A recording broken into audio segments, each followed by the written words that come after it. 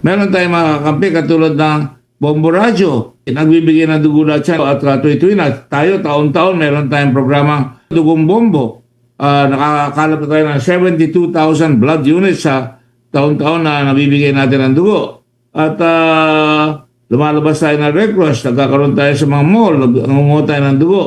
At makikita mo, lahat yan ay naibibigay natin kahit na saan lugar. Pag nangailangan, kaya natin magbigay ng dugo. At kung may baha naman, kompleto rin tayo na inaingatan natin ang mga tao sa leptospirosis, dengue cases, sa mga tinatawag natin sa dugo, yung mga nabibigyan natin dahil meron tayo ng mga tinatawag na apheresis machines na gagawa. Maraming salamat ko yung mga Floreta, si Roger, ngayon yung anak niya na, no? Opo.